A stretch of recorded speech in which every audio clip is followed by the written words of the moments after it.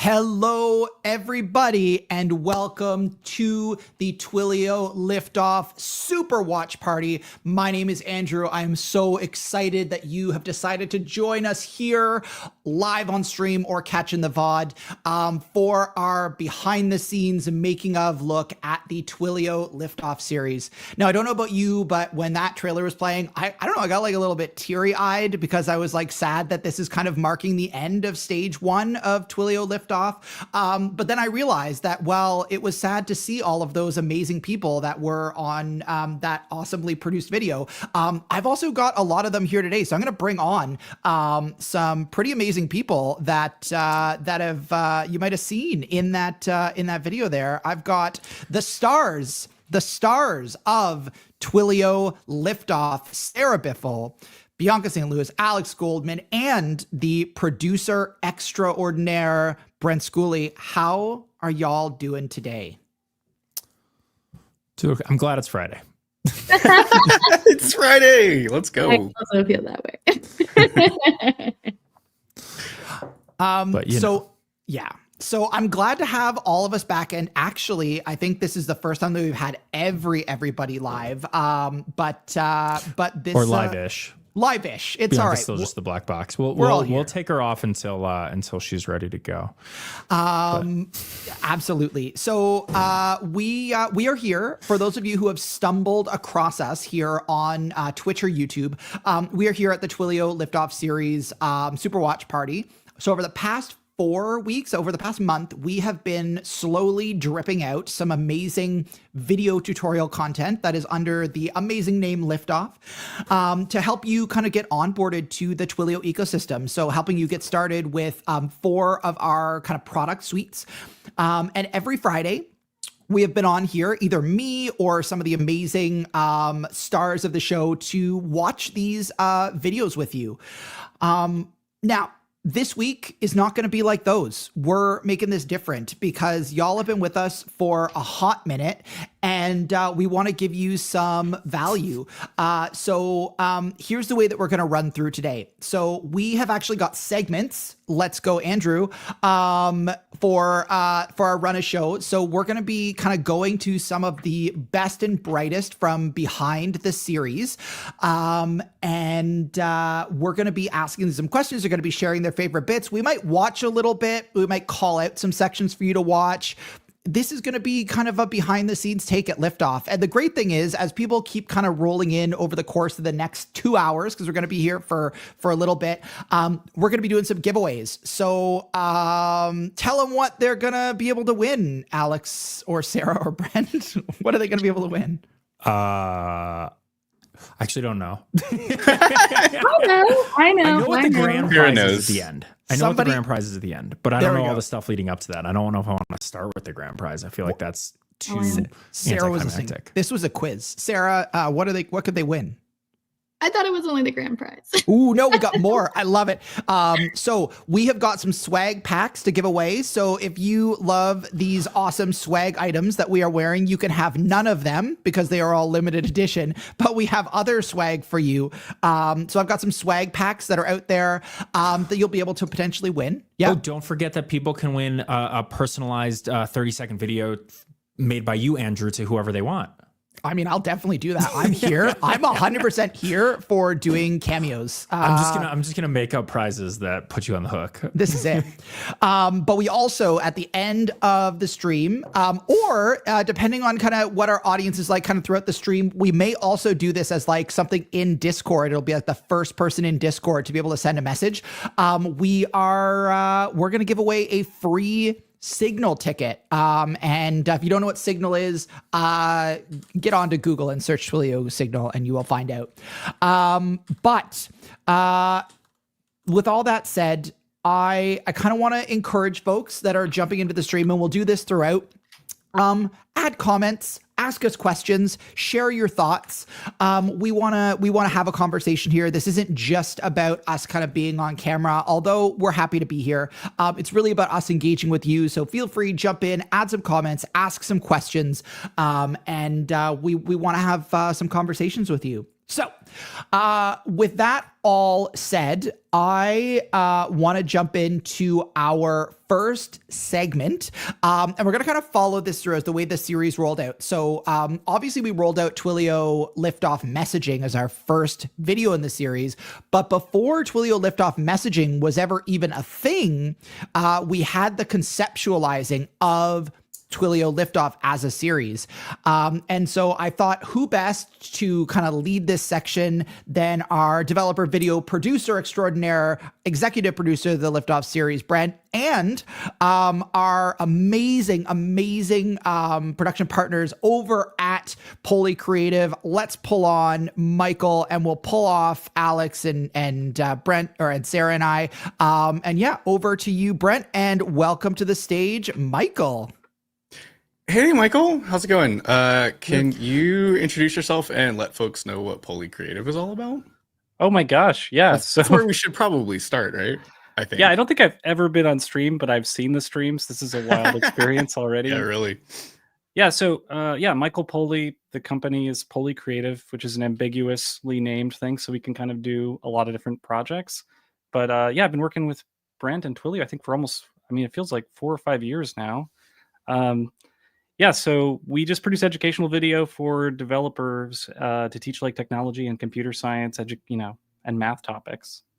Okay, so like, how'd you get into that though? Like, what's your background? I mean, when we found you, it was like, we got plugged in through some folks that knew you, and like Craig Dennis and folks like that who like knew you from the past. So like, what did you do before this, and like what's your history, like what's your background with technical video content? That's I guess my question.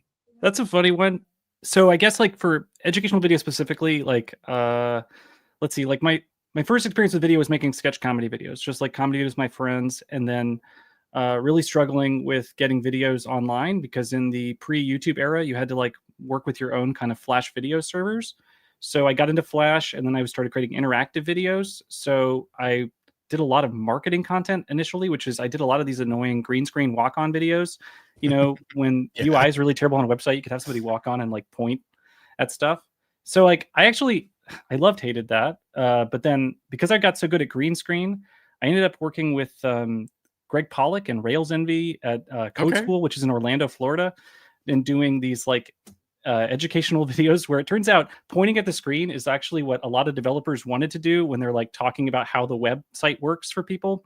So it actually worked out really well for Rails for Zombies, which is like an early like interactive kind of programming lesson for teaching Ruby on Rails. I'm familiar with that. Oh, cool. I was a Rails guy once upon in a previous life. It's been a while. Yeah. It was an awesome way to learn Rails. I worked on that project, and then through that I got involved with ThinkBind membership, which became Treehouse, and I became the creative director producing video and animation with the team there. And then since 2019 I've been doing it on my own, and I know Craig from my Treehouse experience because he was such a great presenter to work with, and we're both in Portland. That's cool. Yeah, wow. Okay, that's quite a journey. And I think our paths crossed and intersected around 2019 as well. So that makes sense. But that's awesome. So this kind of project is clearly in your team's wheelhouse. A lot of folks have probably seen the output of this project so far, but like, what does the early part of a project like this look like for your team? So I love sharing my screen. So I'm going to share my screen for a second. And I think great. What I would first emphasize is like, I don't do this alone. There's a team. So I have kind of this, it says browser can't access your screen. Uh-oh. This is probably how it always goes. No, it's all good. So what you're going to do, Michael, this is why we do this live, everybody. So Michael, you will disappear into the ether of the internet while your Google Chrome browser shuts down. There we go. Never mind. It got it. Out of here, Andrew. Thank you. Let me bring your screen up here. Sure. So there's a larger team that we work with here, on this whole process. So I'll get into the storyline specifically, but Elizabeth is my partner at Poly Creative, but she does a lot of the production management. And then Arlette and Kyle are our 2 full-time employees that work on both design ideation, illustration, animation, everything. Diana's purely on as an illustrator, along with Arif.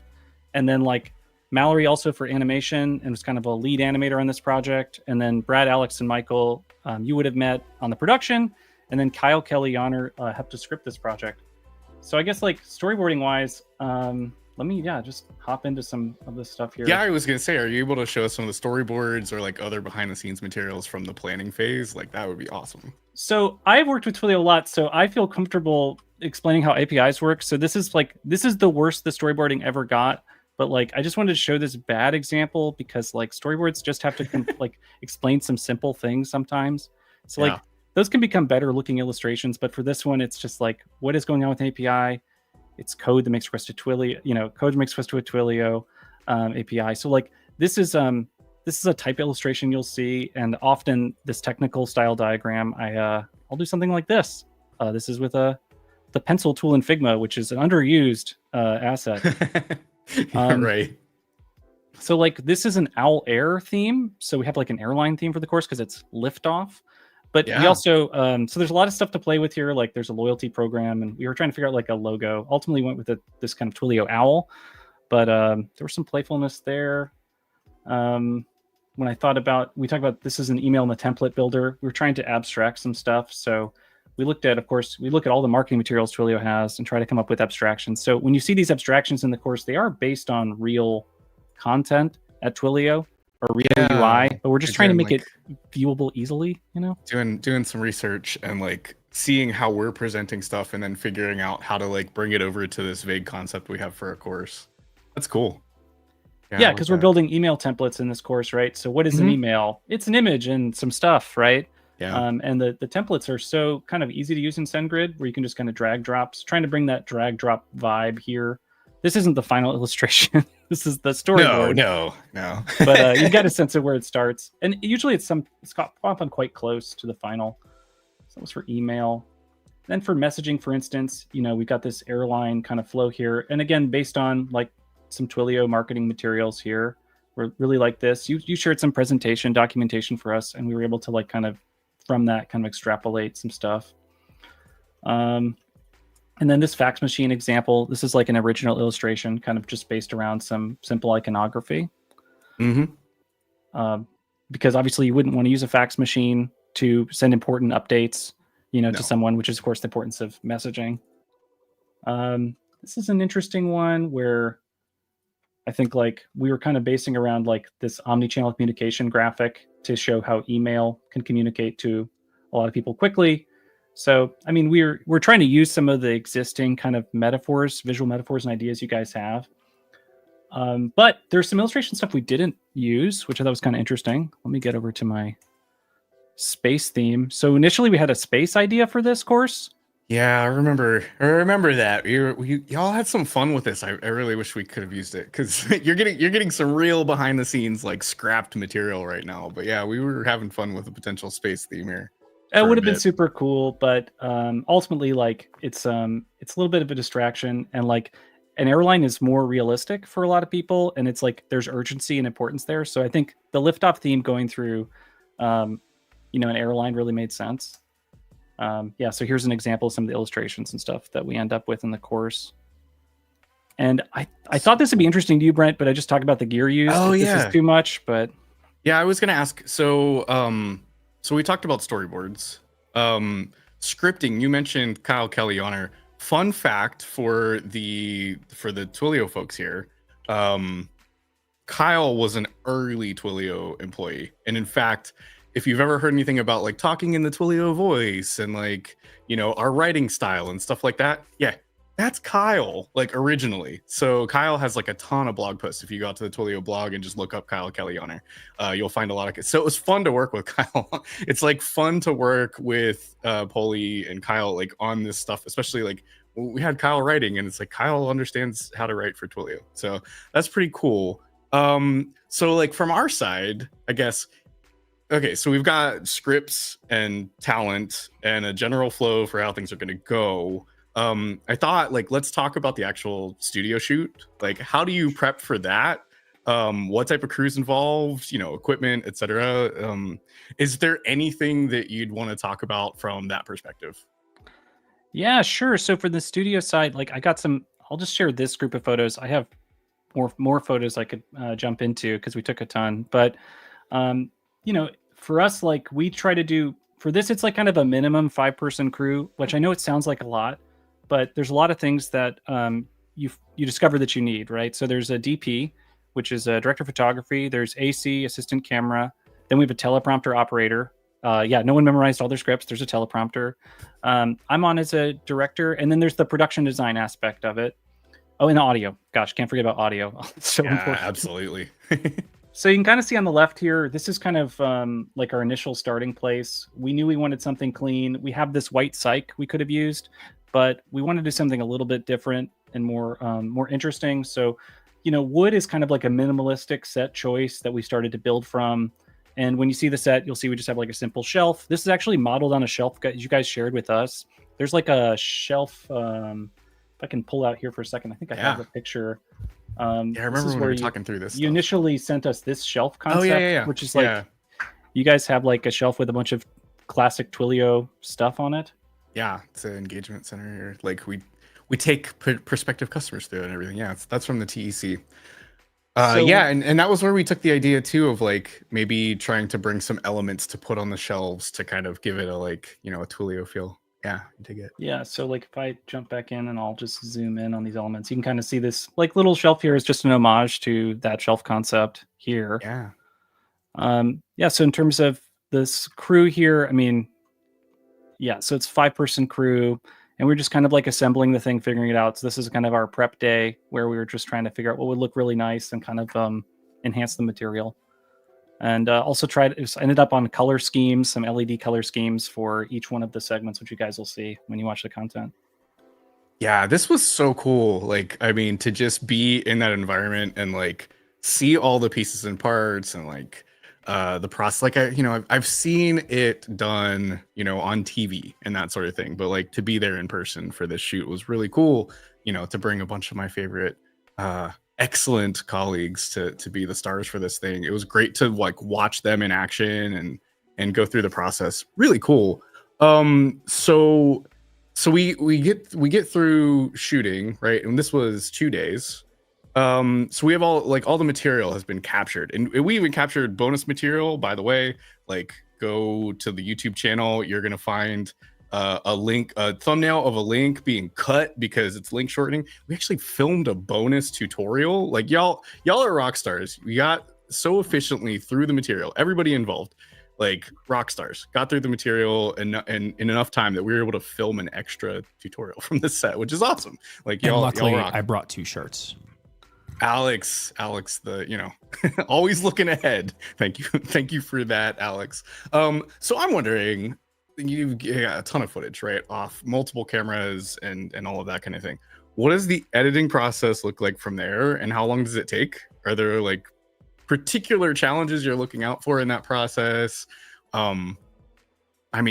Reviews and like edits from there, and we did social cuts. So like, what does that look like? Is it from your side? Like, we don't even see everything that you're going through, all the machinations of like how that works out. But what's editing look like for this kind of thing? We made 4 courses, right?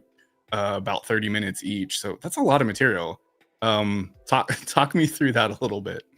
Well, thankfully there's a script, Brent. So like, we collaborated with Kyle Kellyaner and SMEs at Twilio to like do the script. So we had experts in each kind of like discipline. So email and, messaging, etc.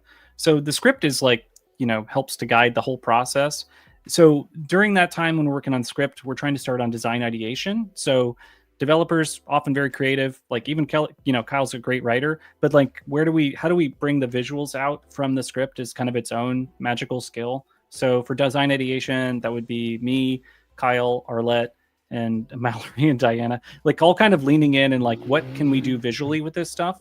And then, so we do the mock-ups and the storyboards, and then we get, if those are approved by you guys, then we illustrate from there. And then those kind of 4 placement only illustrations go into the script, go into the videos that we share with you, and then they're approved and animated. But in terms of the process for editing, like, it's actually, when you get to production like this is the best version of it, because we get to label everything. It's all organized. Like, this editing is the best version of it. I would say the more challenging versions are the remote productions where, we kind of get what we get. Well, I mean, obviously, like we do our best to get the best stuff we can, but this kind of production, the editing is pretty smooth. I think the challenge here is the screen casting and getting very specific Twilio screen captures. That was probably a challenge because like we don't have the same access to internal tooling, and often like we did some designs because we didn't have access or we weren't totally sure what to put in some cases. But I think like leaning on you guys for the screen capture was great. And we actually did something unique with this one where the screen captures were done afterwards. So the screen captures are not live. So when someone is talking about what is happening on screen, they're obviously going through the script. Those were added later, which I think like actually stylistically, I really like how that turned out, where you have you'll see the subject kind of like in a smaller, like kind of picture in picture, and then you'll see the screen capture happening. I think it's just a more interesting, engaging way to do that we don't. Yeah, I'm curious about that because I make tutorials and I'm wondering like there's different ways to do these things, right? You could obviously have had people typing code in the set, or you could have had them record and do a voiceover as they recorded the thing and used that directly. And then there's kind of what we did, which is the screencast recorded separate, and then you've got them reading the script on set and that kind of thing. Like, what are the pros and cons of like those different styles, both from the editing process and like for the outcome as well, for the output? So I rather than say pros and cons, like that's a good question. I'd say like it's based on what is going to get to the best result with the talent you're working with, because like everyone is different in terms of what they are comfortable with. Like I have worked with people, screencasting turns out is the best way for delivering computer science content or computer training. So I've done a ton of it. And I'd say like everyone's different. Like there are people that are very good at doing screencasting and then doing a live screencast, essentially like you, Brent, like you do a lot of live stuff. You could probably live narrate what you're doing. Some people, they want to do the screen capture separate and then sync it up later. I once worked with a computer, an engineer that wrote a tool to automatically generate the code to make it seem like he was typing. So he would never have everything was just running from like essentially a copy pasting script. So he would never have to write an inaccurate line of code. So like everyone's approaches are different, and whatever is going to get to the results for them that's the right one. Fun fact: I usually don't do them live. I tend to want to write the code in a comfortable format. Like I want the code writing to feel comfortable. I don't like to speed up code either. So like I will animate to the end of a line, type half of it. No one needs to see you type every character. I think that's the interesting part, right? But I like to record after the fact so that the speaking through the code is natural, like the language is natural, and then make the code fit that if I need to move forward. Yeah, that's kind of my take. But yeah, I guess it depends on what you're presenting.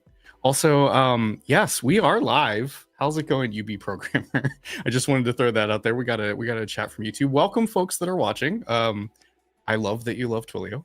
We are talking about our Liftoff series, and we're talking with the creative team that we worked with to put this together. And we're up to the point now where we're talking about sort of the final output. And that takes me to kind of, I guess, we can start to wind down what we've been talking about. But what I want to ask is, so we put this thing together, and I think we've gotten good feedback. I think our audience likes it. We all love it, like the end results here. I want to know, how do you feel about what we created here? Oh gosh, that's so kind. So I love it. I think the results are great. I'm really happy with how this came together. I think it was unique to have 3 presenters. I think that was a unique. I think normally we're used to having 1 presenter for material, but I think breaking it up with Bianca, and Alex and Sarah, like each with kind of different kind of roles within the work was great. Bianca's very welcoming, and I think that putting her as the hero role is great. I think like overall I loved it. I would do it again. I would like to work on I guess like up leveling it even more is where I'd like to go. Like we do a lot of stuff where it's a person at a desk. I would love to break out of that paradigm for education with you guys, but I think that's a challenge. Like I'm very happy with the result. I think for developer education, I think this is awesome. It would be cool to break out and do even more. Cool. Oh, that's awesome, Michael.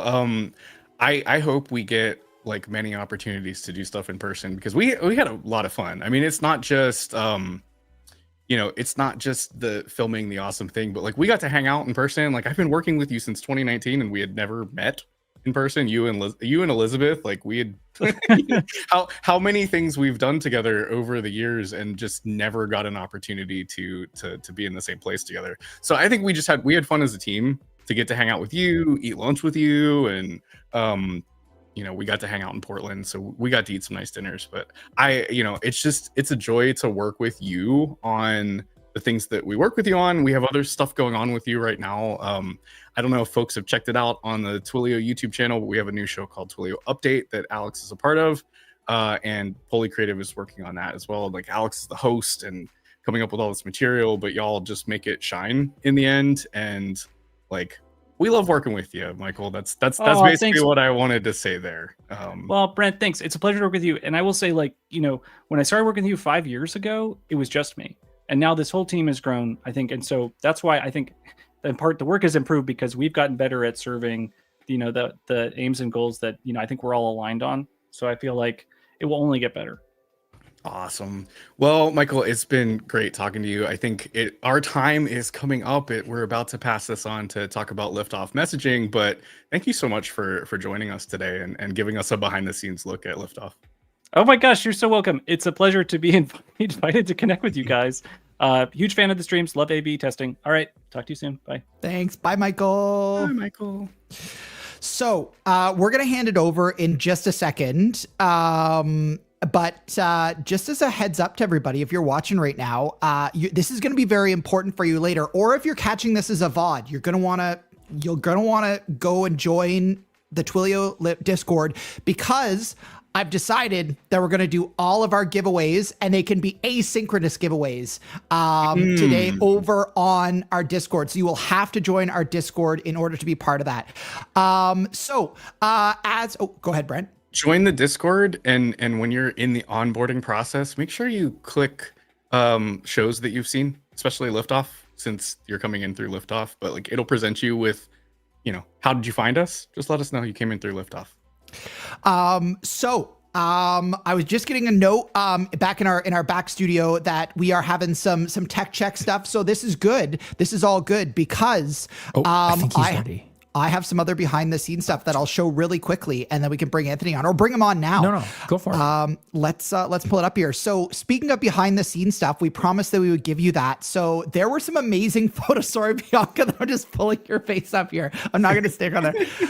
So there were some amazing photos that were taken. And these ones are all great of the individual. I went awe every time I looked at these. Like, I just went, aw, this is such a great team to be on. I was also super jealous that I wasn't part of the team at this point. But like, Andrew, just like, I wore the thing. I know it's almost like we're there. I also love just like this. Come on. This is a giveaway. No, hold on. You're too much, man. You're too much. I need this GIF on a mug. Yeah, there you go. But this one is honestly, genuinely like one of my favorite photos. Although there's one where Brent's actually smiling, which is probably a slightly better. Whoa! Whoa! There we go. Look at that. There's Shots a slight smile there. So I think Anthony's here. Let's bring Anthony up. And as he's getting his window ready. He's getting his window ready, and I'm gonna pull get out off of here. Wait, I want to. Yeah.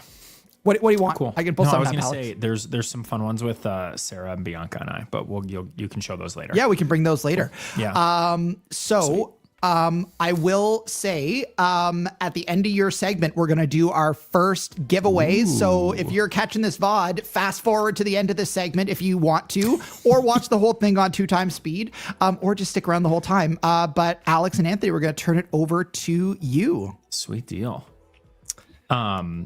Yeah, hey, Alex, Anthony. how's it going? How you doing today? We each brought our pets on stream.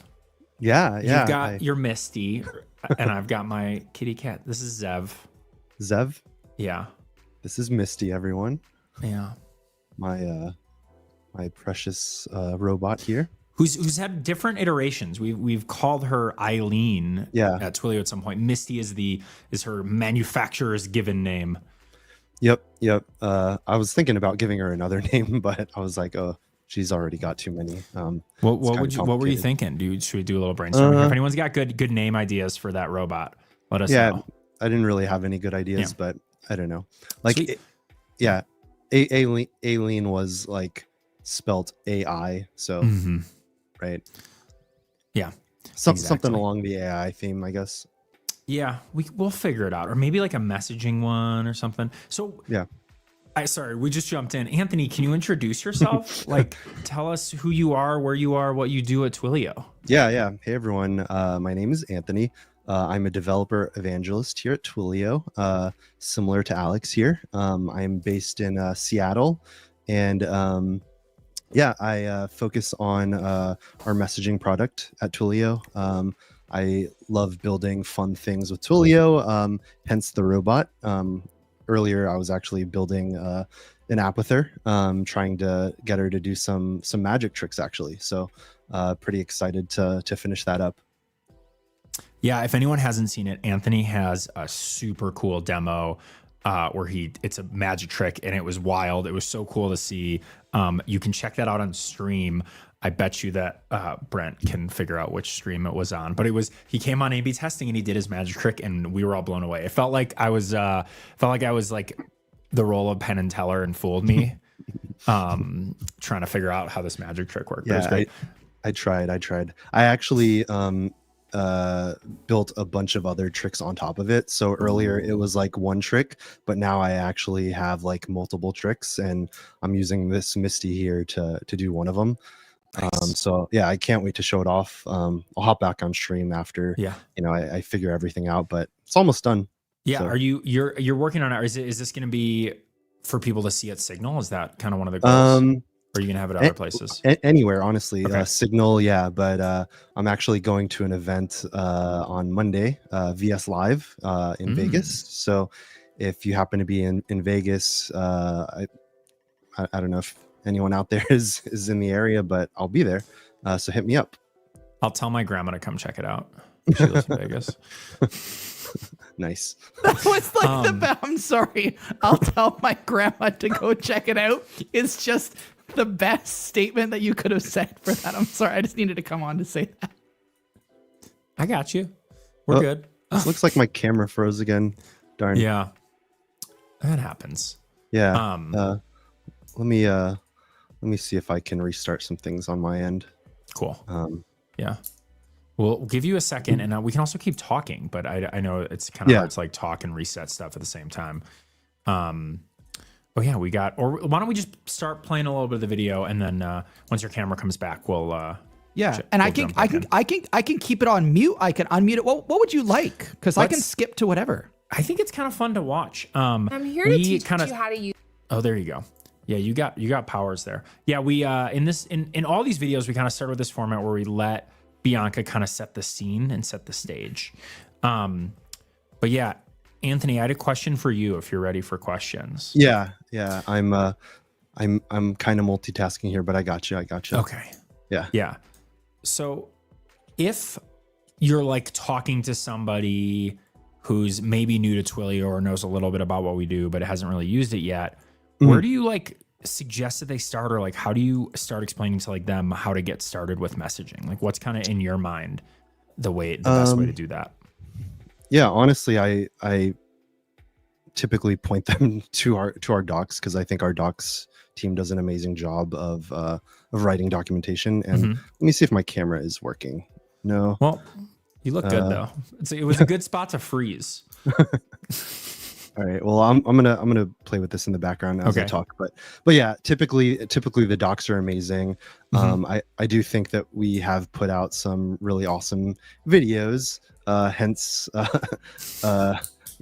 this video here. But no, we have a lot of good video tutorials as well. And it kind of depends on the learner. Some people like reading things. Some people like seeing things visually. For me, I'm a visual person, so I love videos. Those are typically like the resources that I what is this? Your gate? Oh, okay, it's part of the video. Yeah, I thought that was like I think it was a fax gag. Oh, a fax. Okay, okay, cool. But yeah, if you haven't checked out our docs or our YouTube channel, I would highly encourage that because we've got some great content out there. Yeah. And it's always fun to make. And messaging is kind of one of those things where like, I think we take it for granted a little bit. I think that we like, it's definitely like a core of what Twilio does, but we also, I have no idea what's going on. I'm not touching that. Somebody else. No, it was me. I did it. I'll put it back. Don't worry. Don't worry. Ignore the man behind the green. Yeah. Anyways, no idea what it's still going. We're still changing formats every minute. I missed it actually. I don't know what's going on. I'm trying to fix my camera. No worries. We got a lot of things happening at the same time right now. And Andrew was changing. There we go. You're back. Yay. Okay. Okay. I'm back. Sweet. Okay. Why don't we just bring us both up? There we go. Perfect. Thank you, Andrew. Sweet. I like it. We can see the misty blinking, so we're good. Yeah, I think like the docs and the videos, and that's what I really like is we have to find ways to engage every different person as they're going through this. Yeah, I agree. We have a bunch of mediums. I mean, what do you usually use to recommend people to Twilio? Yeah, docs are the easiest one to get started because they also have a ton of examples. I'm like a copy paste coder. Like if I can get an example that somebody built and then code from that, or even take little pieces that I want from that, I'm gonna feel better. Part of that's because there's certain things that I don't like to do, like architect software. I haven't had to do it a lot. So if I can see how somebody else set the whole thing up, I can kind of fill that in. So that's how I like to learn. Which was fun for this video because we hadn't really made these kind of higher production videos before. We've done tutorials. Yeah. Like I think we both worked on those, but yeah, the video is awesome. The production's amazing. Yeah. Speaking of which, I don't want to just be here.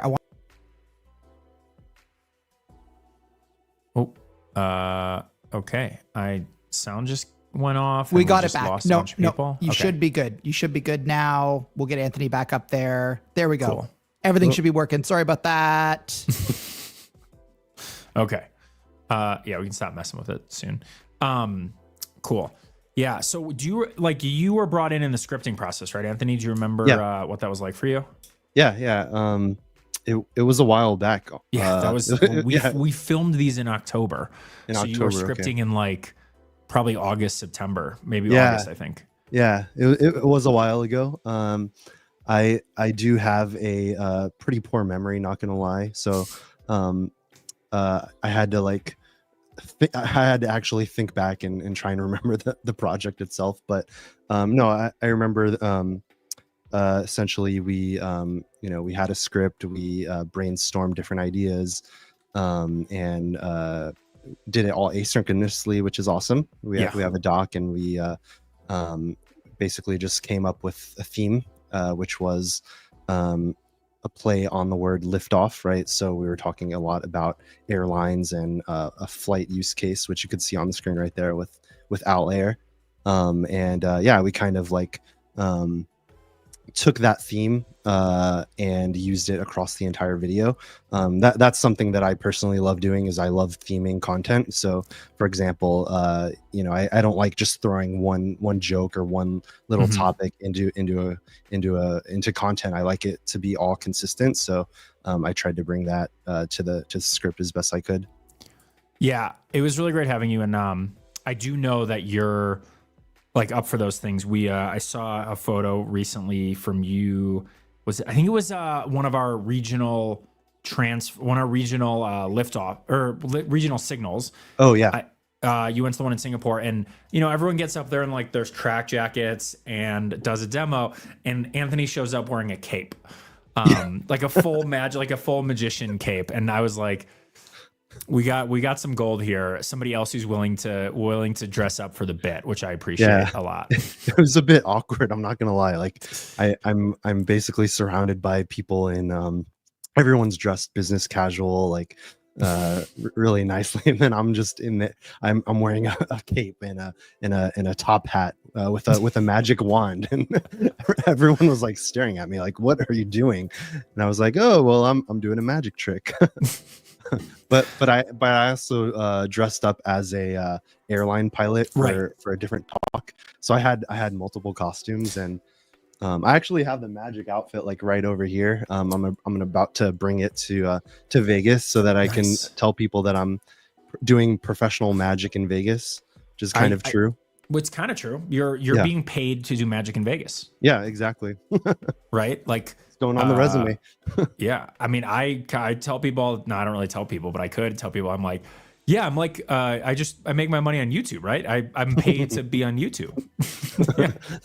I like that. Yeah. And stream. Yeah. Twitch. Yeah, It's Twitch streamers. and YouTube are my bread baskets there. Nice.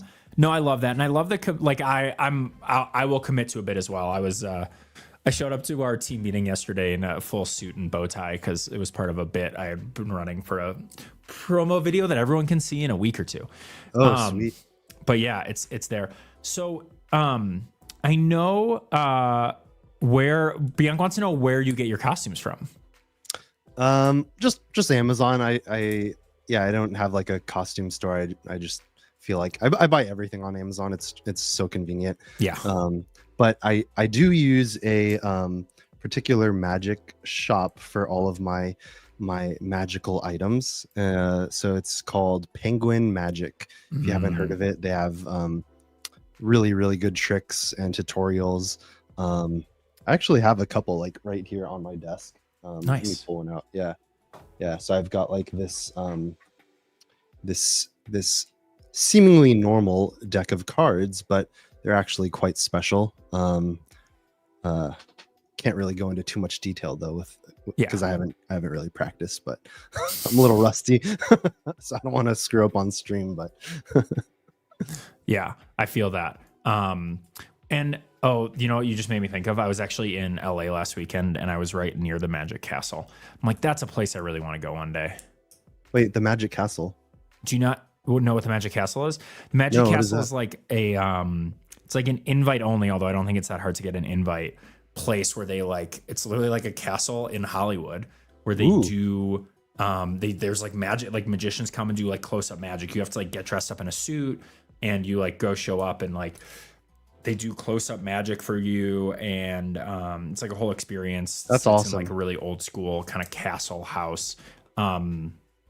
What's his name is hanging out there all the time. Why am I spacing out on it? The guy who was in How I Met Your Mother, and anyways, there's a bunch of famous people because it's LA who hang out there all the time. But it's just like a cool place to see magic. So that's on my list of. Yeah, let's all go out to LA and we'll go to the Magic Castle together. Yeah, that'd be fun. Not Jason Misty, Segel, Michael. Did you know about that, Misty? No. Misty, yeah. But Magic Castle's sweet. So like I'm looking at like our template, and I'm just thinking through like what we talked about in messaging. So we had a little intro. We talked about some of our foundational concepts, channels. So like when you think messaging, what channels are we talking about? Yeah, typically for messaging, we're talking about SMS. That's it's a protocol that's been used for ages now. I'm sure everyone's familiar with traditional SMS, right?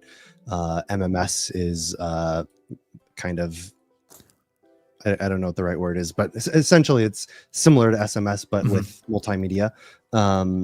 RCS is the new protocol that is a big topic in the world of messaging right now.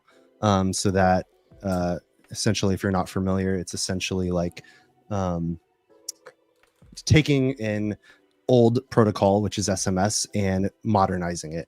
And it's what a lot of people are using nowadays. Some of the advantages you get are branded messages. So for example, traditionally, if you get like a text message, you might not know who it's coming from, but now with a branded message, you can verify that it's an actual business, for example. Red receipts, those are pretty cool. That's not a traditional thing with SMS. Like, you can't see who left you on red, but with RCS you can, which is cool. And obviously, like RCS, R stands for rich, so you get rich content. So that includes things like buttons and sharing your location and all kinds of cool things that you typically might find in like a WhatsApp or other OTT service. So yeah, RCS is awesome.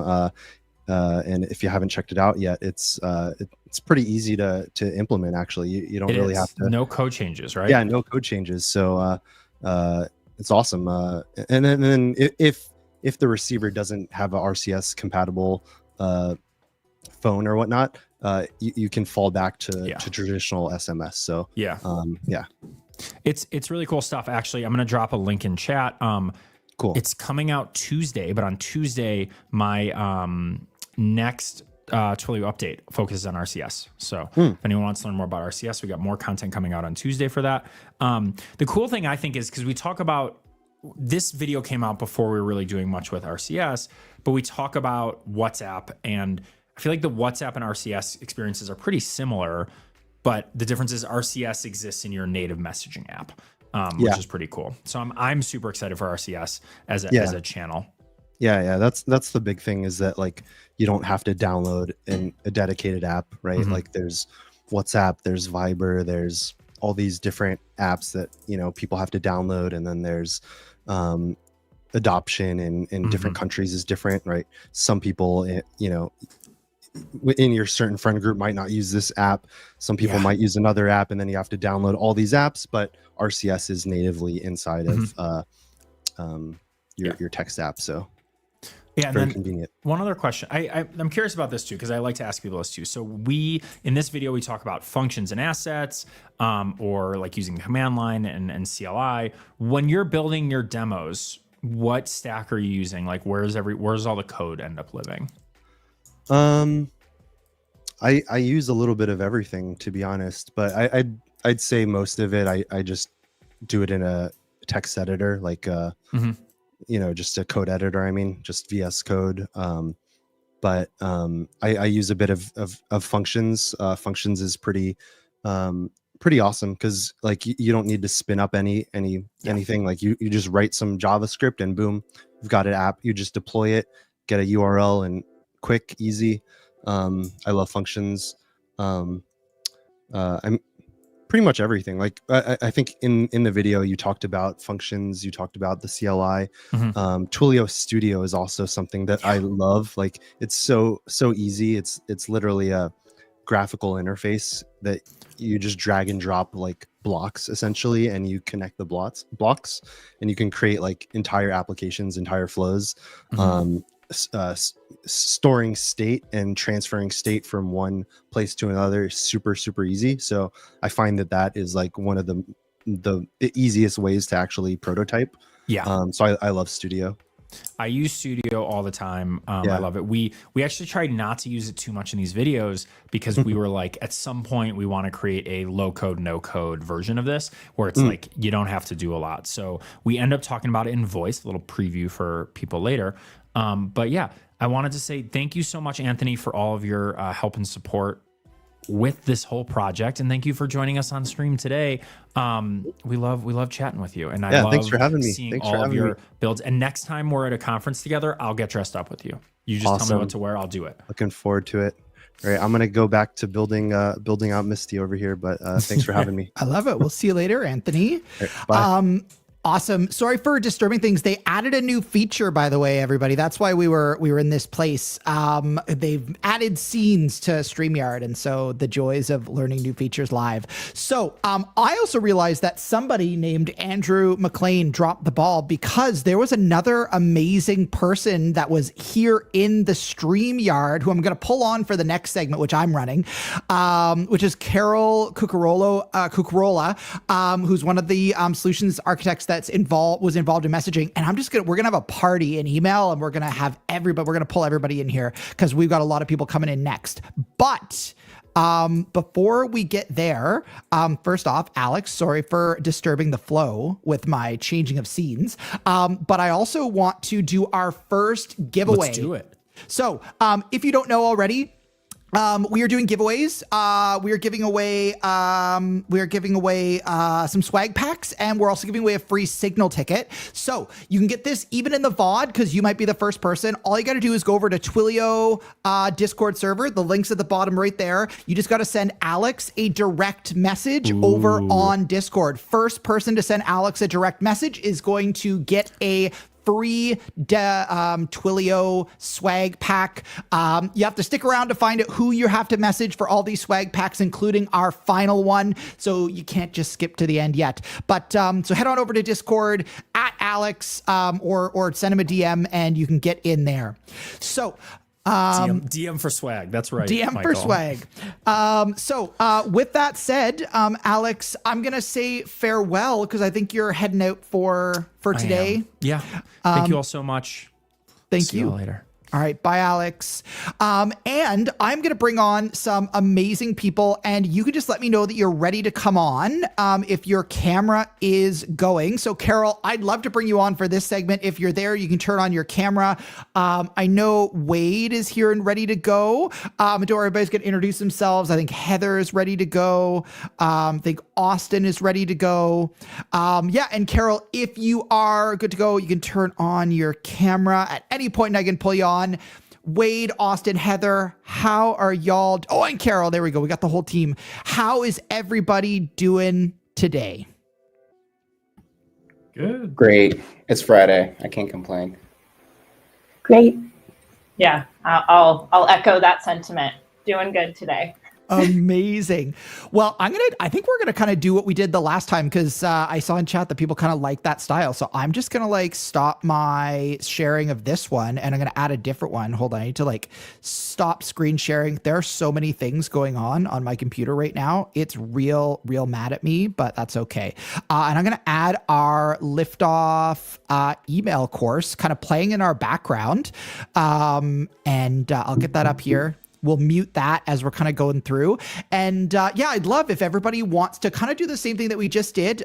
Introduce yourself, what your role is here at Twilio, and then just kind of how you contributed to the Liftoff series. I'm just super curious for folks to kind of share a little bit about them and to some behind the scenes joy of the Liftoff series. So maybe Wade, you're right next to me on the screen. So maybe we'll kick things off with you. Yeah, thanks, Andrew. My name's Wade. I'm a product manager at Twilio, focused on our docs platform. So when you go to twilio.com/docs, that's what we're building there. But for years before that, was working on the SendGrid documentation. So that's how I was involved with this, just kind of helping with some of the script and all of that behind the scenes.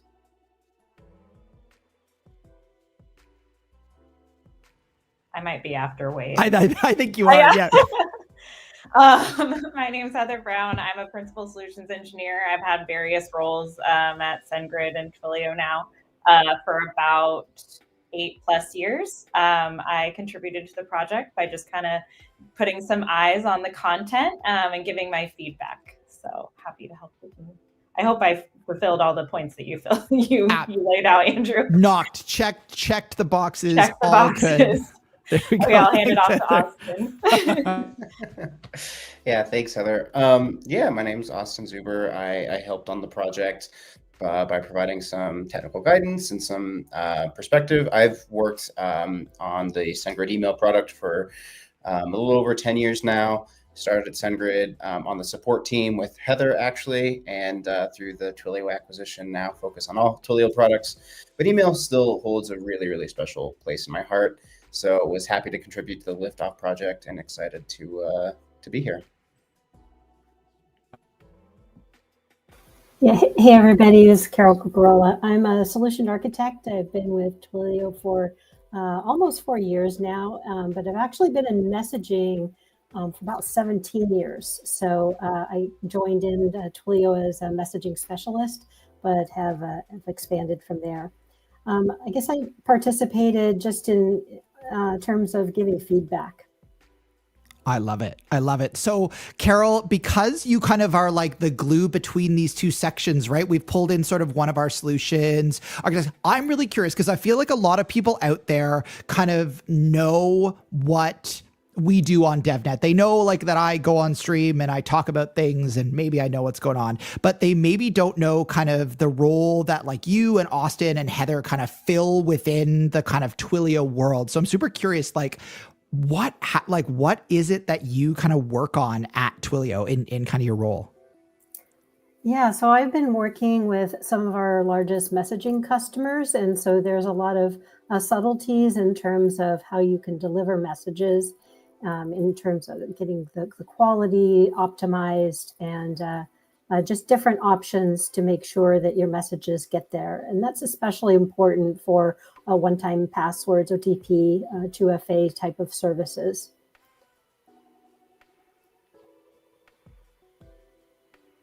Oh, I think you're muted. I did a hard mute on myself. I don't even know why I'm running the ship, and I should know by this point. Amazing. Thanks so much, Carol. So, okay, that's spectacular. Now, I am really curious, what does the world look like? Is it different, Austin, for you and Heather? Like, are you kind of just doing the same thing, but more on like the email side of it? Or is there like nuances kind of between the messaging world at Twilio and kind of the SendGrid email side of things?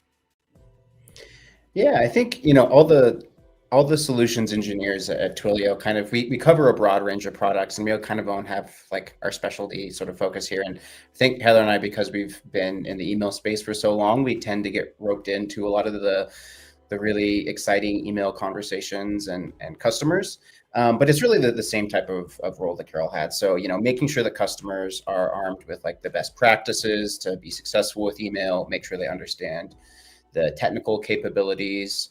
Email is actually it seems simple to most people. You get messages in your inbox, but there's a lot of really complex stuff that happens behind the scenes with like DNS and IP addresses and SPF and DKIM and a million other acronyms. So if we can demystify that for folks that aren't, in there every day, consider that a job well done.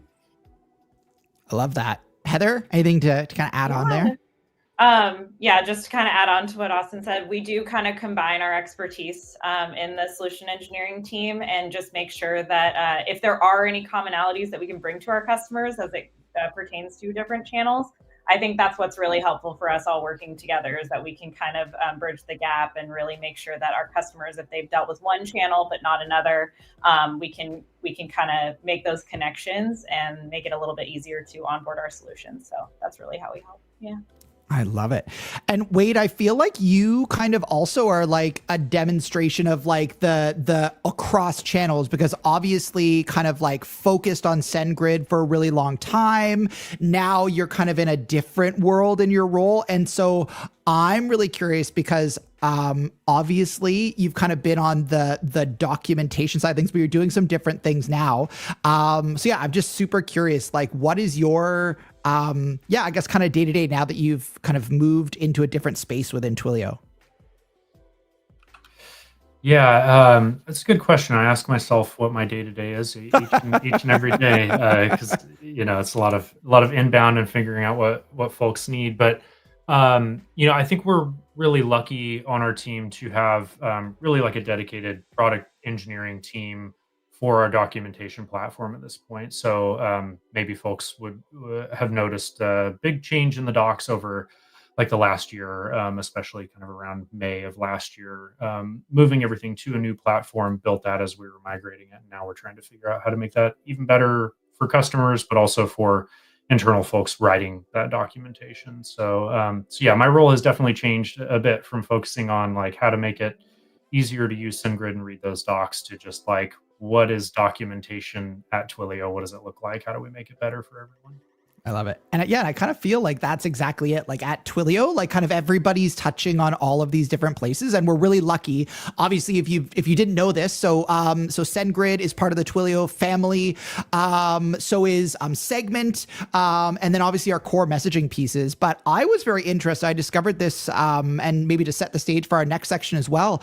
I discovered from I think I was talking to Brent, and I had always thought that messaging, like through the kind of traditional messaging channel, was one of our first products, but actually one of the earliest products was voice. Is that right? Somebody that's been around for a hot minute. I think voice was like one of our earliest spaces that we were in. So we just keep expanding. We're everywhere. We're in your phones. We're in your inboxes. We're everywhere. So just, I had to describe somebody where I work the other day, and I was like, have you ever received a message digitally? They were like, yeah. I was like, great. So you've used Twilio before. That's probably true. Amazing. So one of the things that I'd asked in kind of like putting this out there, and not that anybody needs to kind of have any of this stuff, but like, are there any like hot takes, hot tips about like email, SendGrid, docs, messaging? Like, are there any kind of, I don't know, the things that even maybe didn't make it into the Liftoff series that you think are important for people to know about sort of any of these technologies that we're using when they're kind of getting started with the Twilio platform, or just like, I don't know, Easter eggs about SendGrid or about Twilio or just about your kind of knowledge of it? I know this is a weird one, but I'm super, super curious. This is where, go ahead, Carol. Yeah, this may be super boring, but I mean, I think we have fantastic international guidance, and really the regulatory and compliance landscape is really complex. And I think Twilio has done a fantastic job of really kind of summarizing all of the details in every country, because so many customers, they want to send internationally, and it can be different regulations in every country. And so the guidance is different. But I really encourage people to check out those guidelines pages when they're looking to launch internationally. My thought is generally don't always make it into some of these videos, but we have excellent blog articles that really like bring all of our everything together. So when you're utilizing the Twilio console and you want to connect to email, you can utilize functions to do that. And we have excellent blogs to go through that our solutions engineering team has created for our customers. So again, just kind of bringing everything together. Additionally, as to what Carol said, email is always like a really good alternative if you're dealing with compliance issues or regulations and SMS. So utilizing those channels together to accomplish a goal in terms of communicating with your customers is always is a good thing to think about, that not everybody always considers, is that you can go to a different communication channel and have a few less barriers, but Twilio offers all of them.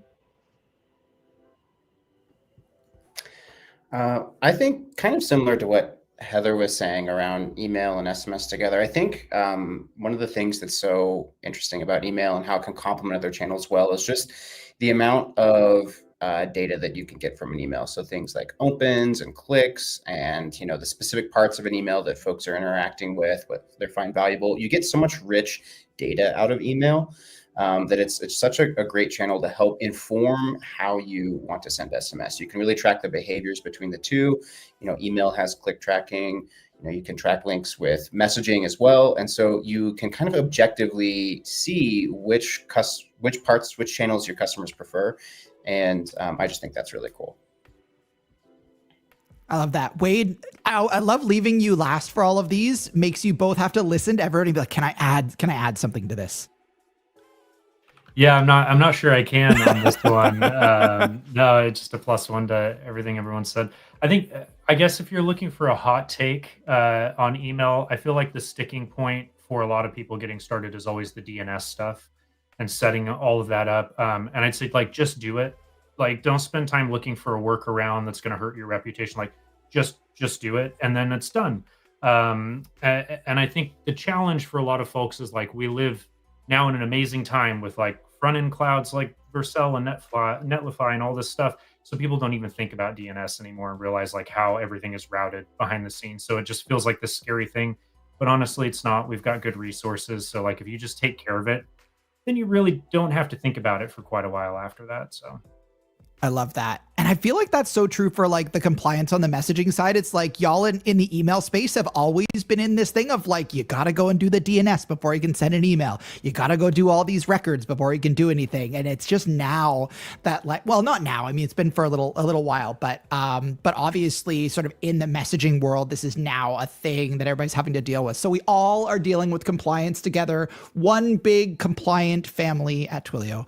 But I mean, what I love about this, and actually this was all intentional, is these similarities between these two. And I think we tried to show this within the series as well, was if you watch all of these, and you should have all watched them, not you in chat, you So we have this like owl air and kind of showing there's the messaging side of this. And then there's like the marketing emails that you might need to send. And it's like all of the same company, same concept, different channels that you would need to go through.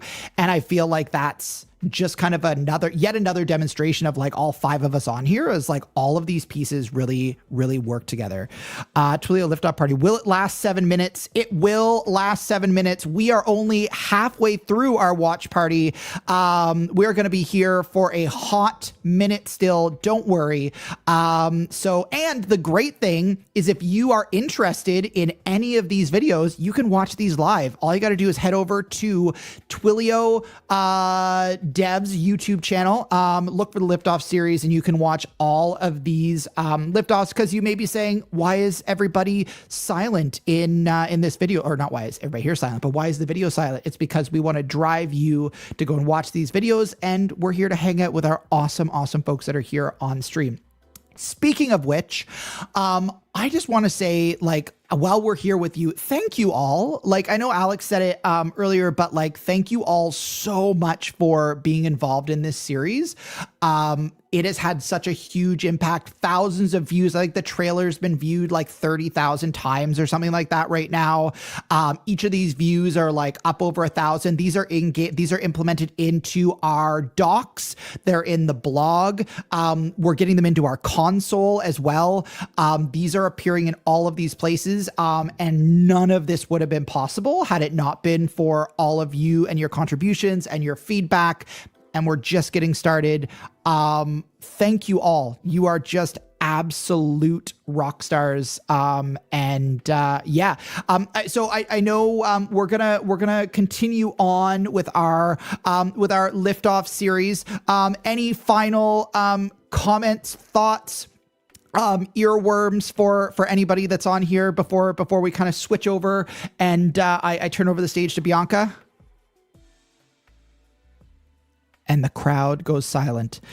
Amazing. Well, Wade, Heather, Austin, Carol, thank you so much for your contributions. Thank you so much for being here. Thanks for sharing a little bit about like what you do at Twilio as well. I feel like we're such a big company and we've got so many different roles that I think it's really cool for us to kind of share the other amazing Twillians that are here and are contributing to what we do on DevNet. So thank you to all of you for being here. I'm going to pull us all off. I'm going to pull Bianca on. Bianca, how's it going? Bye, everybody. Going well. Sorry I missed y'all earlier. I was having some technical difficulties. But I'm here. It's never a technical difficulty. It was all intentional. So for those of you who were just on, you're welcome to stick around. We'd love to have you on. I think if we have time at the end, which maybe we will, we might bring everybody back on just for like a super screenshot. But thanks for those that were here. So before I turn it fully over to you, Bianca, I just want to say that if you would like to win a Twilio swag pack, and again, you could win this as well by catching this asynchronously if you're the first one. If you go over to, not that one. That's how to see the video. You want to go here, twill.io/liftoff Discord, over to our Discord server. You are going to @ me, or you're going to message me, DM me. First one to do it is going to win a Twilio swag pack. I am going to pull up for the next, after Bianca kind of keeps going, I'm going to pull up an image of what you get in that swag pack. It's pretty awesome. But with all that said, I'm going to turn it over to you, Bianca, and I'm going to pull up Mark and Kaylin as well and turn the show over to you. Thank you. All right. Hey, old friends. Mark, I don't have you on camera. Let us know if you'll be joining there. Oh, okay. Hey, okay, sorry. Squad. This is my Friday gear. In the video I'm all like, oh, glammed up, but I was like, this is my Friday vibes. Okay, so Mark and Kaylin, Dream Team. First, can you kind of introduce yourselves? Who are y'all? What do you do here at Twilio? I can start off. My name is Kaylin Crestfield. I'm a developer evangelist here at Twilio, and I focus on the voice product. And if we are following Andrew's lead by sharing how we participated in the project, I was on the brainstorming committee. to try to see like what topics we should cover.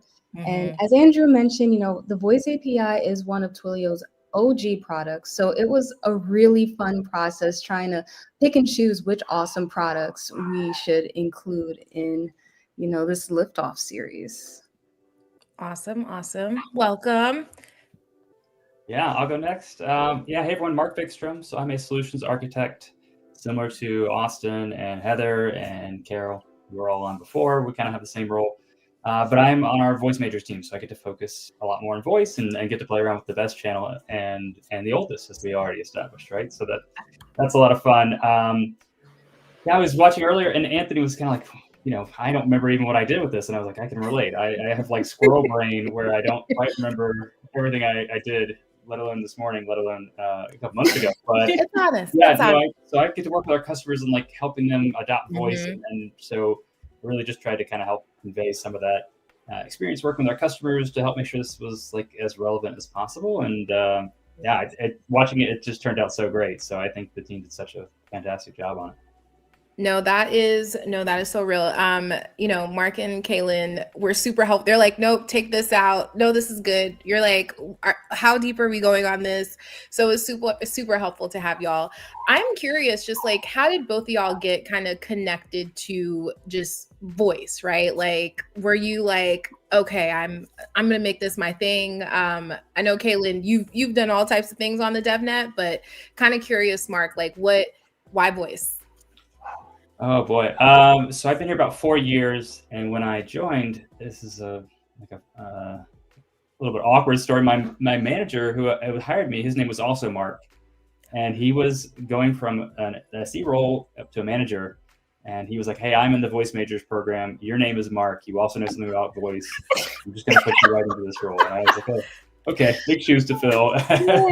But I guess like in all seriousness, my background, I worked at Cisco before and got to help customers kind of build on-prem phone systems. So I knew a little bit about like how to make a phone ring and how to like set up voicemail and kind of stuff like that. So yeah, I had a little bit of background there, just a little bit of context. And once I got into it though, I found it was really, I think one of the coolest channels because it's so just interactive. Messaging is fun because you can send it and then kind of forget about it for a little while. Voice is like you're constantly updating that API, that stream of audio, what's going on there. And yeah, it's really just so much more engaging, I think, when you actually get someone on the phone and can talk to them. Totally. Kaylin? Yeah, I agree. And it's ever changing. I mean, especially with the incorporation of AI, I mean, I've really been surprised with some of the products and, new features that have been brought into the voice product that I never thought I would see in this lifetime. Especially, with voice intelligence and conversation relay coming out, like all of these new AI capabilities and seeing and hearing these customer stories, how these new features have impact growth in different sectors of their business. I mean, it's just amazing to hear, especially from, you hear voice and it's like, oh, voice just seems so one-sided. It's a phone call. Who makes phone calls nowadays? But, these metrics and the changes and impacts has really made me happy to be on the voice team. No, I love that. I love the kind of note around like it's a super engaging channel. I am kind of curious just from either of y'all, where do you feel like voice really shines, right? Like in terms of just kind of become like as a solution for customers, for users, just kind of curious your POV, like where you really see voice shine. Yeah, I can jump in. I think it's in the contact center. Like I loved in the video how we ended with Flex and the contact center because I always about like me as a consumer. When I want to get something done, like I'm picking up the phone. That's where I want to talk to a human. I want to get this problem resolved. But that's such an expensive call for businesses that we're thinking about all these other ways to make that like still the best experience. But how do we not make it cost so much for a business to offer that? And so I think that's a really cool intersection of where we are right now. If like the need is there, that's where people want to communicate with businesses, and there's also just a huge need to make that more efficient. And so yeah, I think that's like the most exciting thing for me right now, and where I just think voice shines through is like when you really need to get something done. That's a really great point, Mark. You've swayed my vote a little bit. Influencer. Okay, that's a good point. But I agree with that. Like, having the voice centers, having that live conversation, and then adding in segment, that one Twilio view where you can pull in the information from previous calls, different notations that were taken from the call agents, seeing that in Flex is so powerful. And I will piggyback on that and add the incorporation of voice intelligence because, it's one thing to have a conversation with someone, but it's another to actually gather data and, sort of build touch points about that conversation. How did it go? What was said? A quick summary. And I think adding all of that stuff together makes voice just so powerful. And, shout out. Yeah, I'm no, just I so mean, proud of all the incorporations. no, even as both of y'all are talking, like as we heard on the previous segment with email, I think we forget that like when we're having conversation, there's a lot of data that you can use, right, to learn about the customer, the user. Because like even in a conversation, right, like there's so many body language, right, is a tool that we might use physically, but like digitally, what are the channels that we have to kind of help us get a better understanding? So I love the, maybe on voice, like, wow, this customer sounds a bit frustrated. They're, this could be a little loud. Maybe we should escalate something or X, Y, or Z. So I think even like seeing these channels as rich sources of data, and especially during this time period with like AI and all the data, all the channels. It's powerful. Yeah. So yeah, the other thing I'm kind of curious about, Mark, are there any kind of industries that you've seen kind of like really play around or innovate with voice? I'm like throwing some. I'm just kind of curious about that. Like, just kind of curious. Yeah, I would say our ISVs right now are really across all industries, but the ISVs in general are like leading the charge on this. I mean, mentioned earlier conversation relay and all the like AI bots. It seems like every ISV I talk to is like, oh yeah, we've already built that. We've spent the last year like trying to build that, and they're a lot of times very excited that they don't have to maintain that anymore. Like conversation relay still gets it, but it's like they're dragging us along, which I think is super cool because it just shows that it's very valuable for them, right? They need to bring an AI assistant into the voice channel. It's hard to do that, right? Because just like you're talking about, like the feedback and the emotion, like that has to come through in the voice channel, and that's hard to get that right. It has to be a realistic sounding voice. It has to have the right pacing, and you need to be able to interrupt it and have these like things that make it sound human-like so that you can get stuff done. And ISVs have been kind of like solving those problems and figuring out how they build that in so many different ways that I think we've been able to kind of help learn a lot from our ISVs on that. So that's they've done a lot there. I love that Alex just popped on the screen because the next question I was going to ask was just kind of what are kind of some of the voice best practices, right? Like if, someone's new to voice, right? What are you hoping that they really kind of latch onto? I'm just kind of curious, like, from your point of view, you can start off, Kaylin. No, that's a really good question. Best practices? I mean, I guess I'm looking at this from a technical standpoint, looking at the docs and just understanding that there's a lot of possibilities that you have to get started. You can really come up with some creative out of the box solutions. So I think one of the best practices would be to not limit yourself and really expand your ideas and mindset when it comes to trying to find a solution. I mean, even if it's not, totally incorporative of the voice API, there's different ways to find a solution. For example, like Twiml apps, like Twiml apps and Twiml bins. I mean, I feel like there's something about the voice product that I'm discovering. Even though I'm 3 years working for Twilio, I'm still finding new solutions that are applicable with the voice product. So I guess to answer your question, just knowing that the sky's the limit and not limiting your ideas to what's possible and what could be a possible solution with the voice API. Mark, curious, any best practices, anything? I'm gonna steal from kind of the last segment on email, and also I think it was mentioned in the messaging videos, is that compliance. Like our APIs are so powerful, the technology is there, but you still need to kind of think before you leap, because we've seen it like in your own phone. I'm sure that a call has been labeled scam likely or spam likely or something like that, right? And how do you avoid that as a business? Because you don't know. You're not there sitting in front of your customers over their shoulder, like seeing if that phone call is actually ringing and they get a chance to answer it. So I think it's we're actually making that easier with Voice Insights of like understanding how your calls are presented, understanding the compliance metrics around like what's your average talk time, what's your percent of your calls that are short duration, like things that the carriers and their analytics partners are looking at. And that's what actually makes those blocking or those labeling decisions. And we're making that now easier for businesses so they don't have to think about it. But it is definitely like, as developers, we don't like to think about those things. We're like, I just want to get into the code, right? I just want to make this work. Just want to build. But every time, like once we put our code in production, like that's when these things start to prop up. It's like, hey, our calls aren't getting through and our answer rates are really low, or we're calling too many people at one time and people aren't answering, and so our like metrics are getting kind of dinged for that. So yeah, it's not unique to the other channels. Like every channel has it. It's always evolving, but no, totally. I mean, you know, the journey isn't always super rosy. I'm kind of curious, like when you come across any like voice related challenges, how are you troubleshooting, right? Like what are your best, you know, because we're not going to build the best all the time first shot. Just kind of curious, when you've come across some issues in voice, where do you like to go to troubleshoot, and what are you using? For me, it always starts with Voice Insights.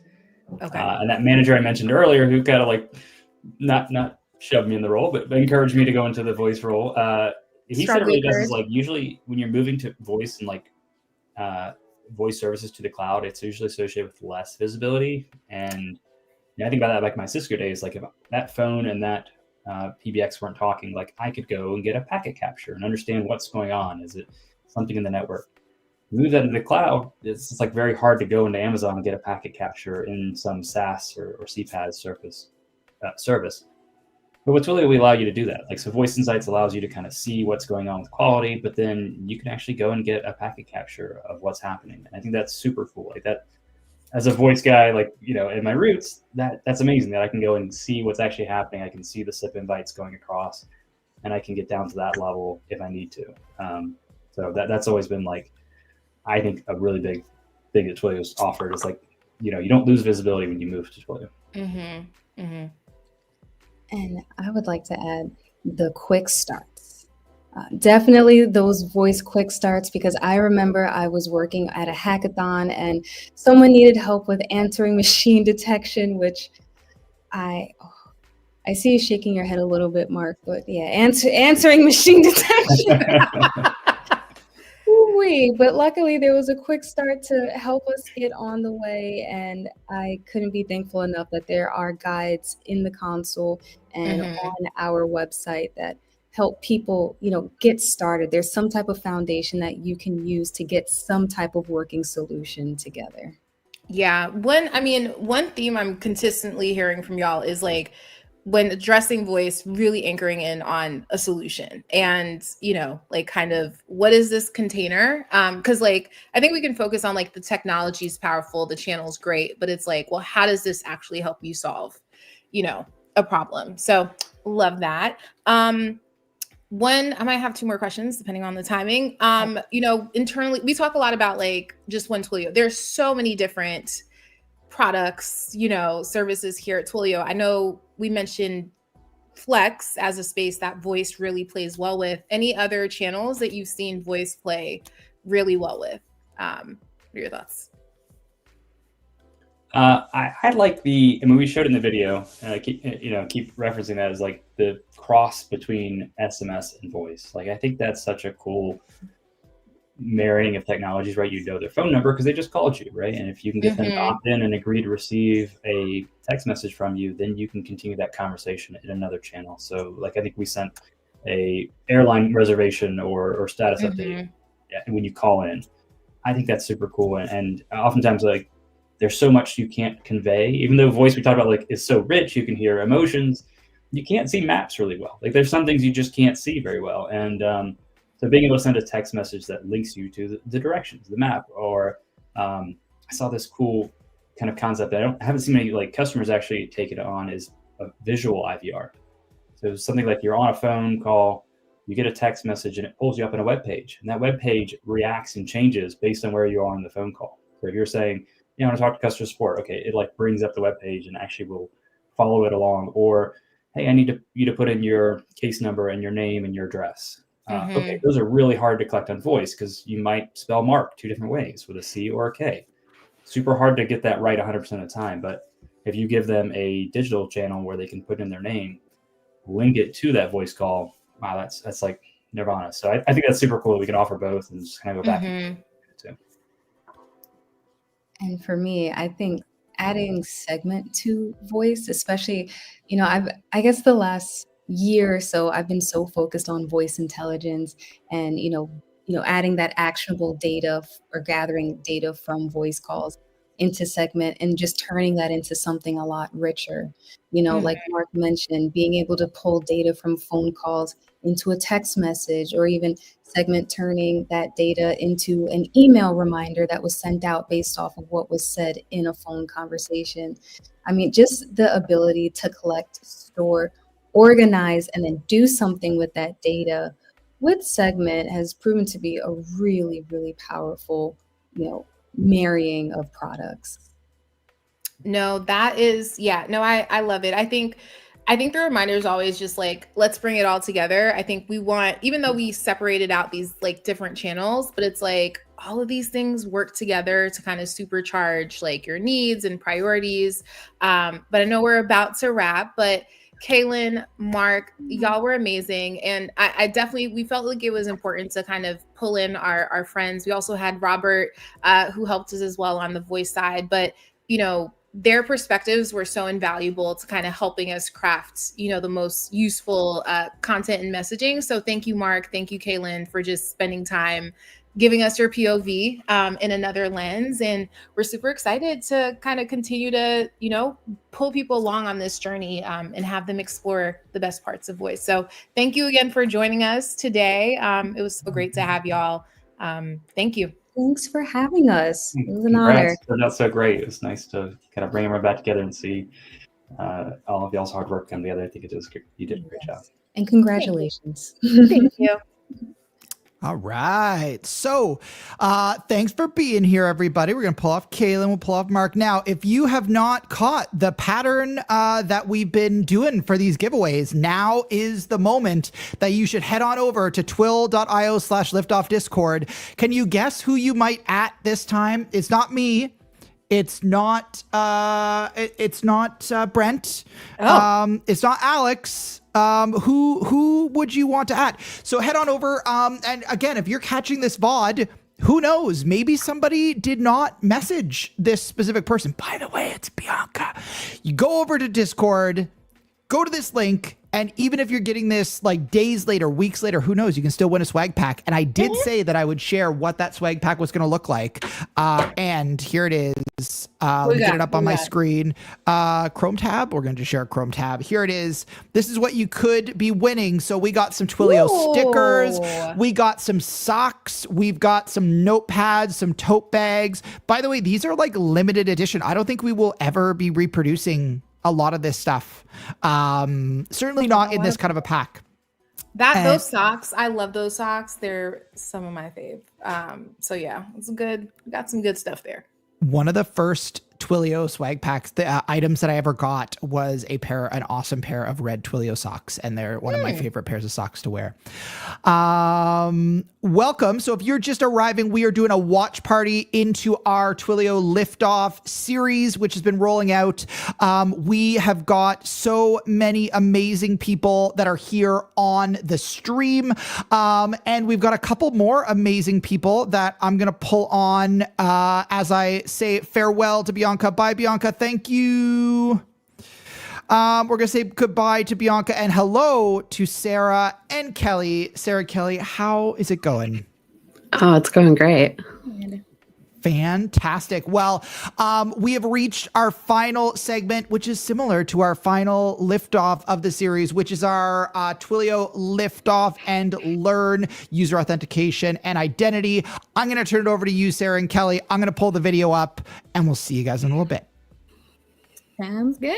Hi, Kelly. Hey, Sarah. Excited to wrap things up with you with what I think is the best section. I was just going to say, save the best for last, right? I will say it is funny because we actually almost didn't include this section in the liftoff, which is kind of some behind the scenes insight. We didn't know if we had enough time to put together an entire other program. And I will say, between you and shout out to Rahul, he's not here anymore at Twilio, but truly one of the most MVP Twilions of all Twilio. Literally, love you so much, Rahul. I'm gonna send this to you later. Miss you. I miss you so much. And I hope your new baby's cute, which I know it is. This one turned out so well, and I'm just so happy because I feel like Verify and Lookup is something that when I was in SE was so hard to sell because it was hard to tell the story of the value and like kind of get people in that position. But then like once you people see security as like a cost center, right? Yeah. Yes. Yeah. No, it's I think my favorite Twilio product just because I think it's so easy to position. It's also the easiest to implement. And I like easy. I like easy too. And I would like to think I can get some credit for like keeping the APIs easy too. Like I've been fighting for this for years. Like all the credit. This is what you and me do, right? Though, like we try to make it easy for people to use these APIs, and there's lots of different ways that we do that. And so it's everything from like, explaining how they work. And that's helpful and makes it easier to get started. But we also talk to the product teams and we go back to them frequently and we're like, hey, this doesn't make sense. Like I'm doing that right now with some of our other products, like always doing that with like the identity and authentication products. But every time we hit something that like, if I'm like, not that I'm like the best developer in the world, but I'm like, if I don't understand this and like, maybe that's not a me problem. I really do think that. I was just telling my friend the other day that she's having a hard time. She's a wedding planner and they're having a really hard time reading the menu that the chef designed because it's kind of like a web and it's like you feel like you're that math meme with like the math floating around your head when you're just trying to decide like if you pick salmon, what are the sides? And they were like, oh my gosh, what are you like? You are a dumb lady. And she was like, no, I'm not. Like if I can't get it, other people can't get it. Like, and I was like, it is hard to do things in a way that people can comprehend and understand. Like not it seriously is communication. And I feel like that's a good example though. Like you shouldn't have to be a genius to be able to read a menu. I'm just saying. Wait, before we get too far down this, who are you, Kelly? Oh, hi. I am a developer evangelist that specifically supports our user authentication and identity products. And so that is our Verify API and our Lookup API. And I've been doing this for a while. It's been 7.5 years.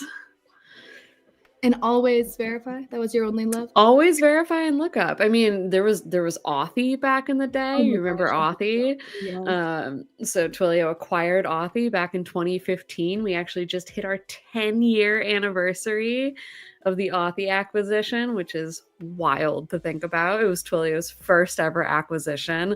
I do not know how much money we paid for it. It was far less than like the billions we paid for Segment and SendGrid, though. This is all public information. But yeah, it was like this like little company that we bought because they were like made APIs to send SMS to FA. Yeah. And everything that we have now, the Verify API, the Lookup API, all of that has grown out of the APIs that we acquired from the Authy team. Wow. Such a great group of people based in Bogota, Colombia. So that was the origin of Twilio's Colombia presence. Wow. You know, I always kind of wondered that. And I was just like, there must be a lot of people in Colombia that know what's up here. I have no idea. Yeah, I mean, Leonor. I don't think we still have the office there because like we're all remote now, but we did have an office in Columbia for many years. No, some of my favorite people to work with at Twilio are based in Columbia, and I think one of my favorites is Nicholas Camacho, who we worked with last year on a different Verify product for our Passkeys event that we did. Yes, what a champion! I mean, so many great engineers that are there. It's great. But yeah, Passkey is one of the many channels that we offer on the Verify API. Was that covered in the Liftoff? It wasn't. And I was, one of the questions we've been asking people is like, what's your favorite thing that wasn't covered? And I feel like Passkeys might be yours, but I was gonna ask. Yeah, probably. Yeah. I mean, it's like new, right? So like that's probably why it wasn't covered. Yeah, I mean, back when you were running this, it was just about to come out. And actually I was doing the work for this in tandem with you on Passkeys, and I remember pleading for 45 minutes of your time to look over the script so that we can get some of your feedback, because I had already overloaded you with my stuff and you also had other stuff going on. Is this just like the story of my work life? It's like Sarah asked me for something, and because I like Sarah and think what Sarah does is good and important, I'm just like, okay, Sarah, I will help you. And then all of a sudden I have 19 projects that I'm helping Sarah with. And you know what? They all turned out great because there's the Kelly stamp of approval. Or is it the Sarah magic that is the reason they turn out great? Story-driven development. That is a little bit of what's going on here, honestly. Yeah, I think it's funny because, I was laughing at some of Andrew was like, let's talk about when we want to the secret stuff that wasn't covered. And I was like, I don't know how much of the cool stuff wasn't really covered in messaging and voice, because in my opinion, they're pretty straightforward. But I was like, lookup and verify are very cool, and there's all these different things that you can do there. And we barely talked about lookup, and lookup is one of the coolest things that we have. And I was like, there's so much that we could be doing. That is, I mean, lookup, it's our phone intelligence API. So you can get various types of information about a phone number. And the way that we've architected it is that you basically request what type of information you want about a phone number. So at the most basic, you're getting formatting details, right? You're saying, is this a valid number, which is that part of it's free. You can use our API. I think it's maybe the only Twilio API that's free. Which is cool. And that's great. But then you can get more information about what type of phone number it is, if it's a mobile landline VoIP number, all the way over to has this number been reassigned recently? Was there a SIM swap about this number? And there's so many use cases for that kind of stuff. Yeah, it's all kind of part of this idea that I have become literally obsessed with, that they as in the people out there, frictionless authentication. And I just love that. I made that the entire focus of a talk that I did in partnership with Rahul. Again, miss you, Rahul. How many times do we have a count that we're how many times can I tell Rahul? Thank you, Rahul. Also, I do want to just call out, while we're on the topic of Rahul, he literally made sure to get feedback in for this Liftoff session his last week here. And he was really pushing us on the script. And it was so funny because I remember Michael Pulley and them were this is we really got to schedule this meeting. And I was like, yeah, but who's really pushing for it? And I mean, I think he might be going on vacation, but I was kind of getting some vibes that maybe there was something else. And I was like, we got to get this scheduled because we need Rahul's input. And yeah, I mean, how many? Oh, speaking of this graphic, I designed that. Hell, you are everywhere. How do you see? I spent more than 1 hour of my time designing this graphic. I really like the fraudster. I think that is the perfect amount of what a fraudster should look like. Yes. And back to fraudsters, I'm going to talk about frictionless authentication because I am obsessed. I thought we were still talking about how much we appreciate Rahul. Well, I gotta like sprinkle it, Yeah. because otherwise I'm a little bit too obsessed.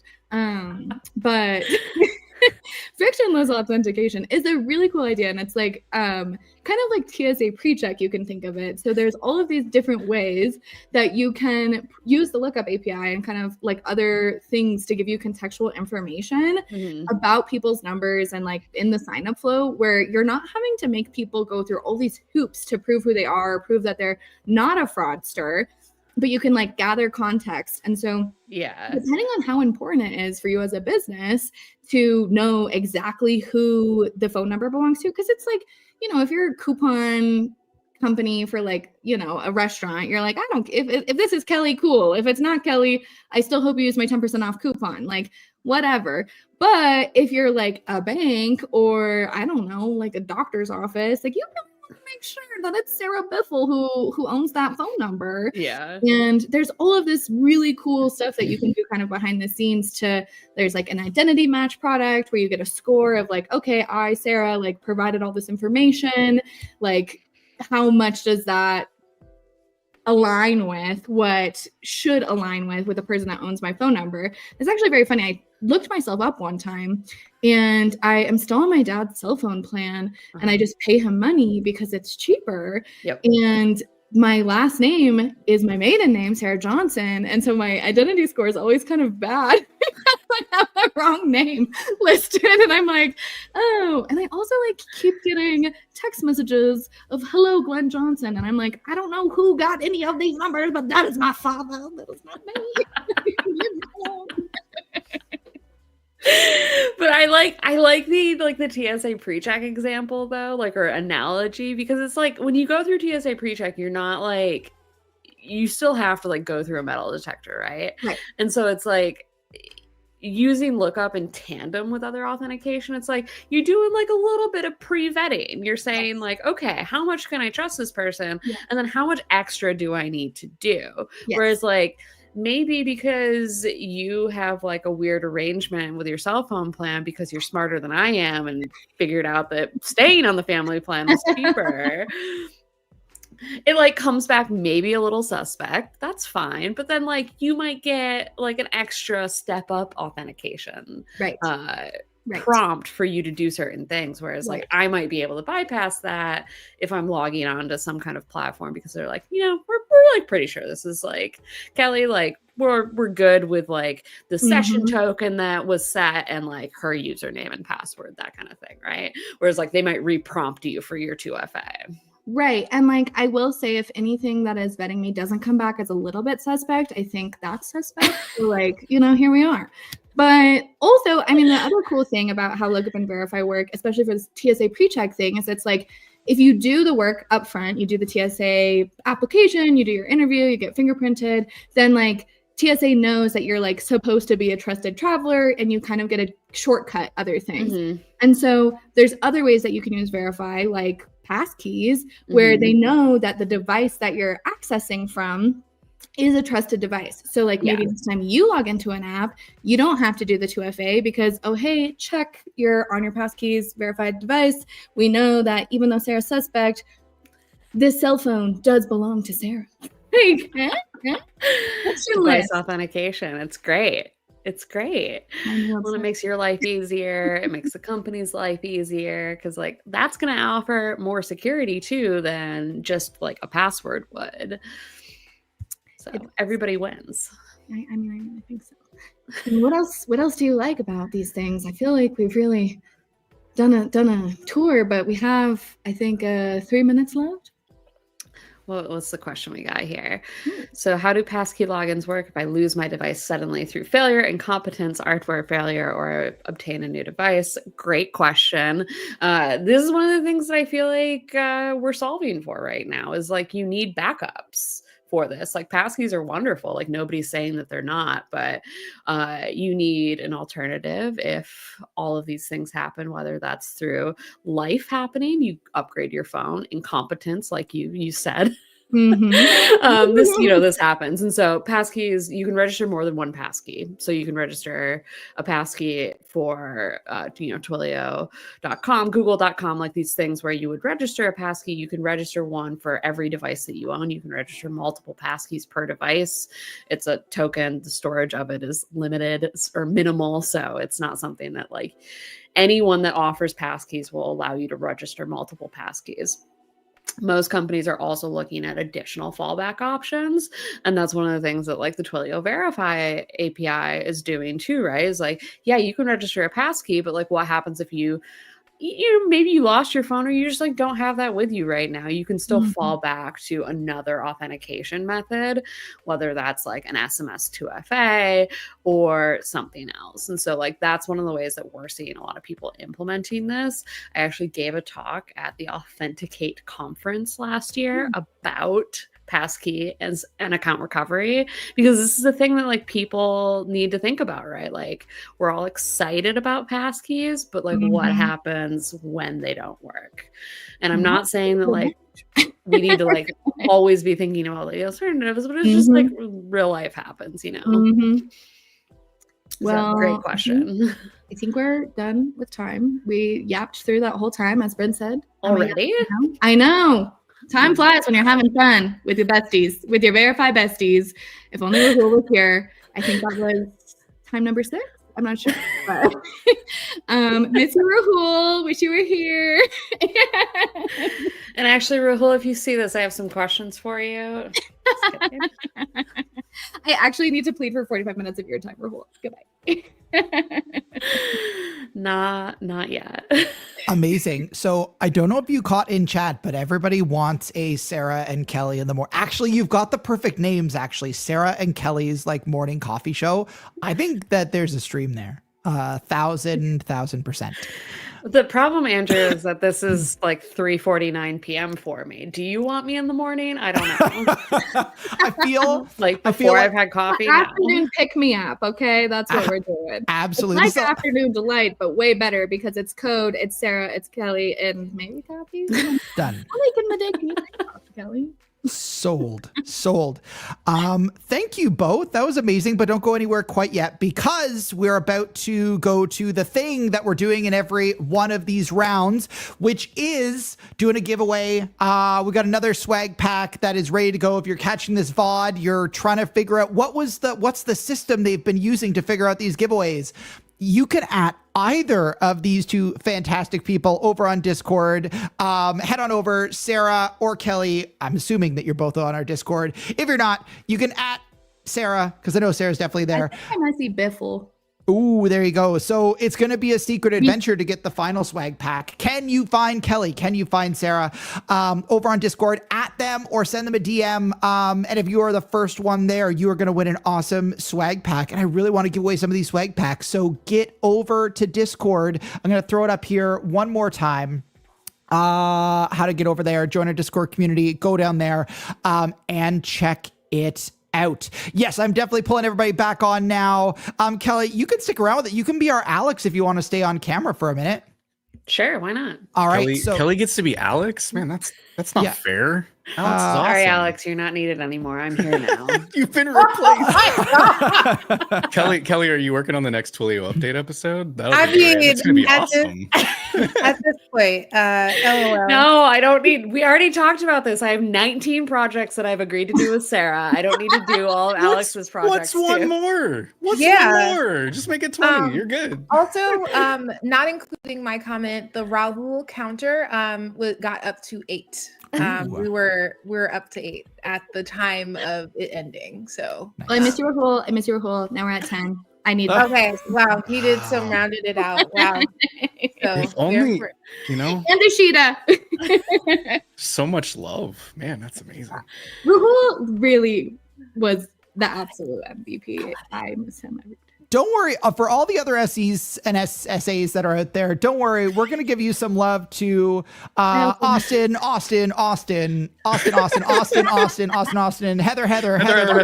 Actually, Andrew, you don't even know how much Austin and Heather did not call out because, like Austin said, he was like, we just get pulled into a lot of email stuff because we know things. Like those two are actually. We're just gonna leave a voice. We're just gonna leave a voice note and just say their names. There you Like go. 11 Carol, times. all right, let's do this together. So I'm gonna do Carol. So we're just gonna do this together. We'll Okay, click this great. and we'll send it as our thank you. Are you ready? Is everybody ready? Do you have your person? So somebody, I got. Kelly, who are you picking? So I've got Wait, Carol. what are we doing? So we're gonna thank our SAs, our SEs. I've got Carol. We've got Austin. We've got Heather. We've got Mark. So choose your Pokemon and Amy. Oh, Amy wasn't here today. MVP on the messaging team. There we go. We're not actually going to do this, by the way. This is like, this would not work out well. Mark. Carol.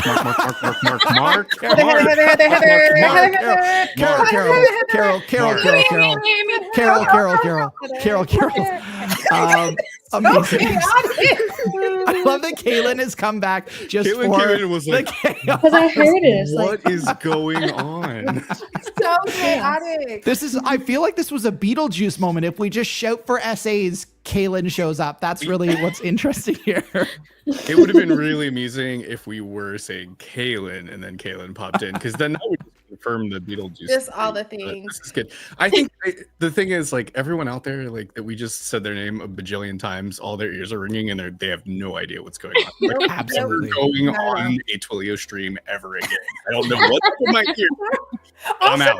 I'm out. Revertables is unserious. If your Rahul counter reaches 10, consult a herbalist. Like, what? I don't That's know. how I had to read it. You know, people are standing by. You know, you may have mentioned Rahul's name up to 10 times. Do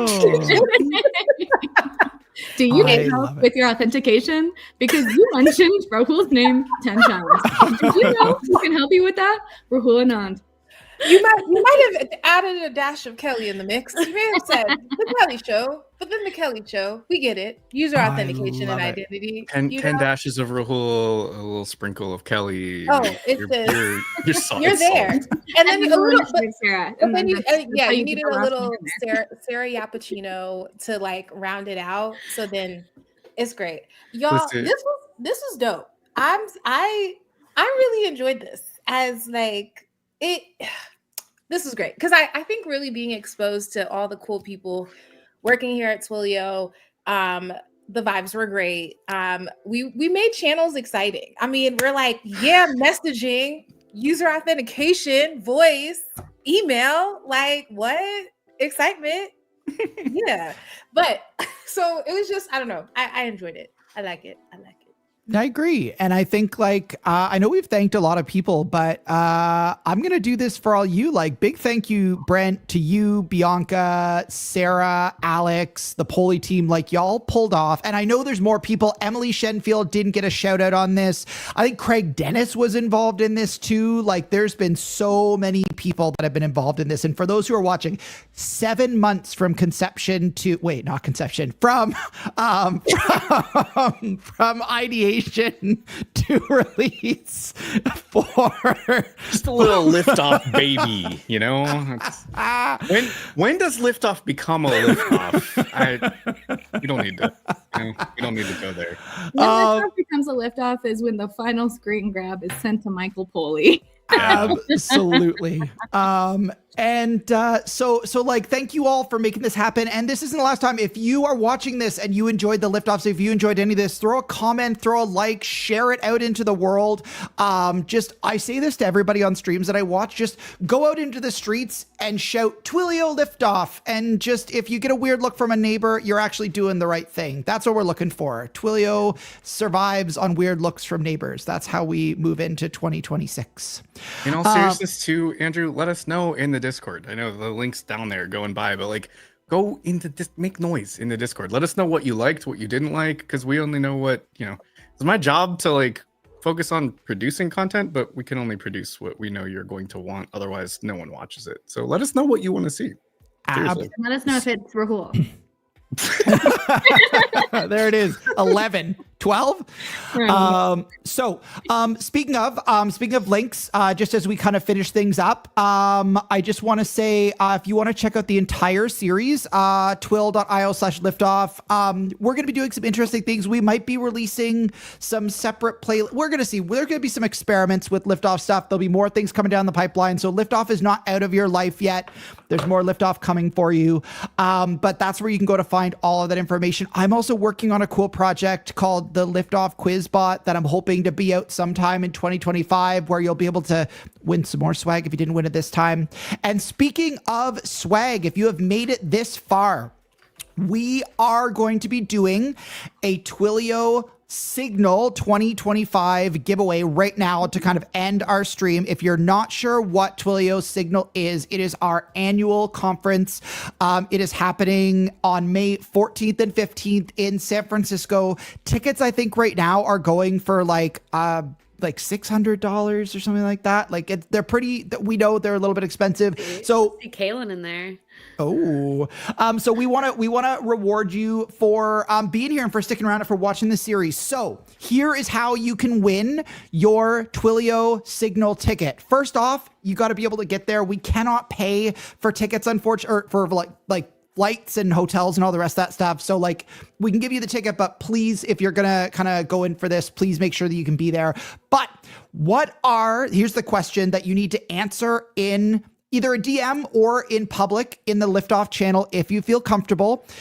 What are the 5 main technologies that we cover during the Liftoff series? So there's 4 videos, but 5 major technologies that we cover. What are the 5 major technologies that we cover? I'll give you a hint. One of the videos focuses on 2 main of technologies. So that's a hint.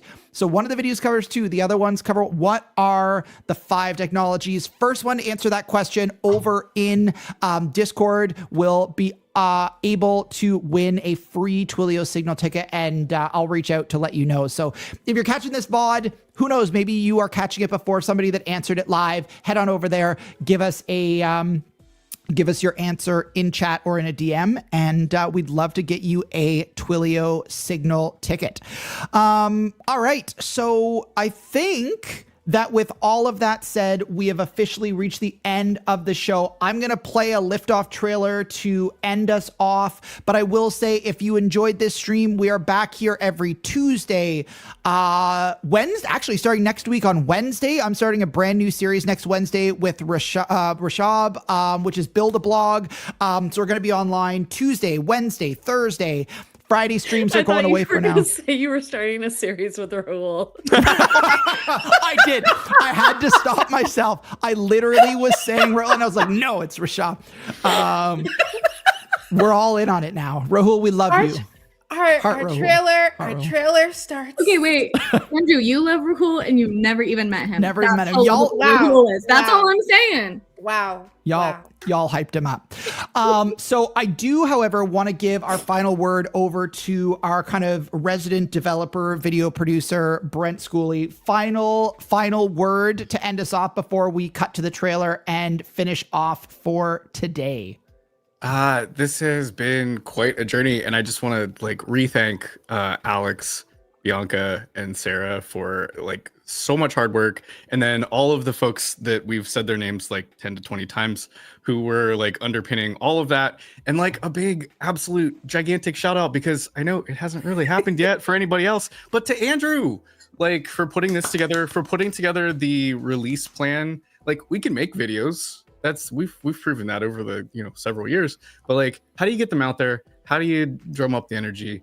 And putting this together today, thank you for putting this together and all of the other watch parties along the way, and just being a fantastic partner in getting this out into the world. Excited to see where we go next with this kind of stuff. But one more big shout out to the audience. Thanks for coming. Thanks for watching our stuff. Thanks for being the people that we try to think up cool things for you, and then you tell us that it's cool, and that's great. So we just keep making more. Thank you for being here. And absolutely, this is great. So I also forgot we're going to play two things and then we're going to be done for the day. We're going to play something that Kaylin and I are cooking up for March 20th, our next Level Up webinar. Then we're going to play our Liftoff trailer. Then we're going to close down for the day. Thank you all for being here. Thanks to everybody who was on the stream today. We love you all. You're fantastic and looking forward to seeing you around the Twilio community. Bye, everybody.